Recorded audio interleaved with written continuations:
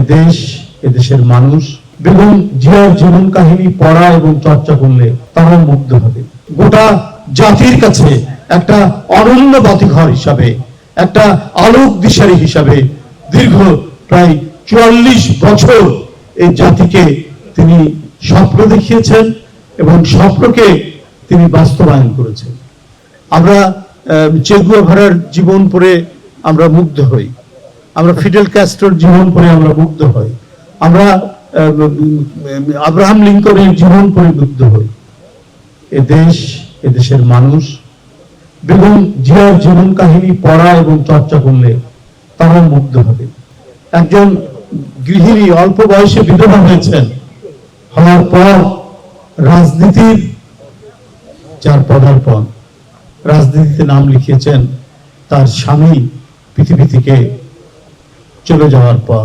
জাতীয় আন্তর্জাতিক চক্রান্তে তাকে যখন হত্যা করা হলো, তারপর এই জাতীয়তাবাদের পতাকা, এই জাতীয়তাবাদের দর্শন, এই জাতীয়তাবাদের আদর্শ সবকিছুকে ধারণ করে গোটা জাতির কাছে একটা অনন্য বাতিঘর হিসাবে, একটা আলোক দিশারি হিসাবে দীর্ঘ প্রায় ৪৪ বছর এই জাতিকে তিনি স্বপ্ন দেখিয়েছেন এবং স্বপ্নকে তিনি বাস্তবায়ন করেছেন।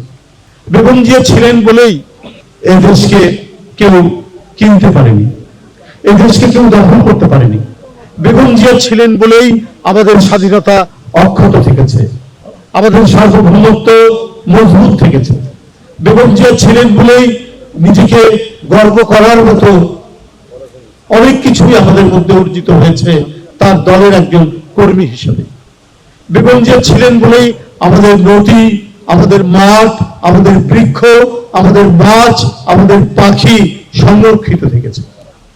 তার জীবন এবং তার কর্ম নিয়ে এই যে বগুড়া মিডিয়া এবং কালচারাল সোসাইটি যে আয়োজন করেছে, এটা এমনিতে মনে হবে যে ছোট পরিসর, কিন্তু এর তাৎপর্য, এর গুরুত্ব এবং এর যে এটা যে প্রেরণা তৈরি করবে গোটা গোটা জাতিকে, এটা উদ্বুদ্ধ করবে তার কাজ। আপনি দেখুন, আমরা একটি ঘটনা বলি, এই যে ঝাড়খণ্ডে যে কয়লা পুড়িয়ে যে বিদ্যুৎ তৈরি হচ্ছে, যেটা বাংলাদেশকে দেওয়া হয়েছে, এটা ইন্ডিয়ার প্ল্যানিং কমিশন এটা বাতিল করেছিল।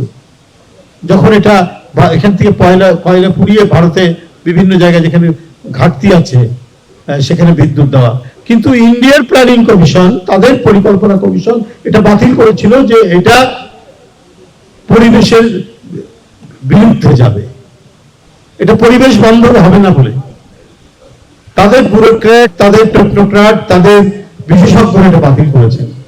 কিন্তু নতজানি সরকার থাকলে একটি দেশে, তারা অবলীলায় যাদের নিজ দেশে এটা বাতিল হয়েছে সেই দেশেরই শুধুমাত্র তাদের ব্যবসার স্বার্থে এবং সরকারের অত্যন্ত ঘনিষ্ঠ একজন ব্যবসায়ীকে এই ব্যবসা দেওয়ার জন্য বাংলাদেশে এটি নিয়ে আসা হবে।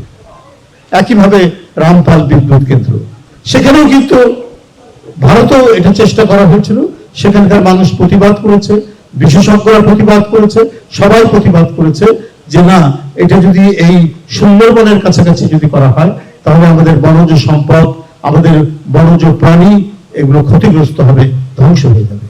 তারা করেনি, কিন্তু বাংলাদেশের তৎকালীন নতজানু সরকার সেটি করেছে। কিন্তু বেগম জিয়া 2 বার প্রধানমন্ত্রী ছিলেন, তাকে দিয়ে তো এটা করানো সম্ভব হয়নি।